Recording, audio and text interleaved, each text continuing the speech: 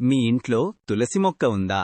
అయితే మీరు తెలియక చేస్తున్న ఈ 10 తప్పుల్లో ఒక్కటి ఉన్న వెంటనే మానేయండి. చివరి వరకు చూడండి, ఎందుకంటే 10వ తప్పు చాలామంది ప్రతిరోజూ చేస్తున్నారు. హిందూ సంప్రదాయంలో తులసి మొక్కను ఎంతో పవిత్రంగా భావిస్తారు.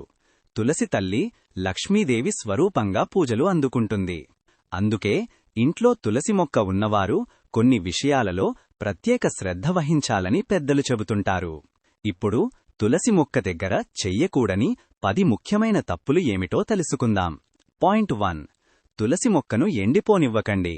తులసి మొక్క ఎండిపోతున్నా పట్టించుకోకుండా వదిలేయడం మంచిది కాదని పెద్దలు చెబుతారు. మొక్క ఆరోగ్యంగా ఉండేలా నీరు, సూర్యరశ్మి అందేలా చూడాలి. పాయింట్ 2. రాత్రి సమయంలో తులసి ఆకులు కోయకండి. సాంప్రదాయంగా సూర్యాస్తమయం తరువాత తులసి ఆకులను కోయకూడదని నమ్మకముంది. అవసరమైతే పగటి సమయంలోనే ఆకులను సేకరించాలి. 3. తులసి మొక్క చుట్టూ చెత్త ఉంచకండి. తులసి మొక్క దగ్గర పరిశుభ్రత చాలా ముఖ్యం. చెత్త, దుమ్ము, పాడైన వస్తువులు ఉంటే ఆ ప్రదేశం పవిత్రత తగ్గుతుందని చెబుతారు. పాయింట్ 4.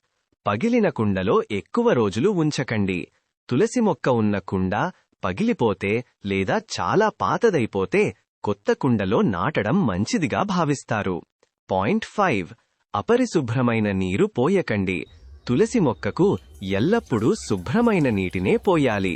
మొక్కను గౌరవంతో చూసుకోవడం శుభప్రదంగా భావిస్తారు. పాయింట్ 6. కోపంతో మొక్కను తాకకండి.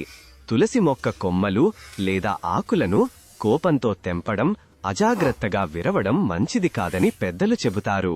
7. పూర్తిగా చీకటిలో ఉంచకండి.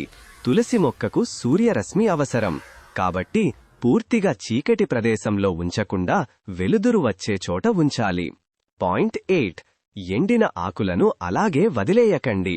ఎండిపోయిన ఆకులు, కొమ్మలను అప్పుడప్పుడు తొలగించి మొక్కను శుభ్రంగా ఉంచడం మంచిది. 9. తులసి దగ్గర చెప్పులు ఉంచకండి. తులసి మొక్క పవిత్రమైనదిగా భావిస్తారు కాబట్టి దాని దగ్గర చెప్పులు లేదా అపరిశుభ్రమైన వస్తువులు ఉంచకుండా ఉండాలి. పాయింట్ 10. తులసి మొక్కను నిర్లక్ష్యం చెయ్యకండి. ప్రతిరోజూ మొక్కను చూసుకోవడం, నీరు పోయడం, గౌరవించడం ద్వారా ఇంట్లో సానుకూల వాతావరణం ఏర్పడుతుందని నమ్ముతారు.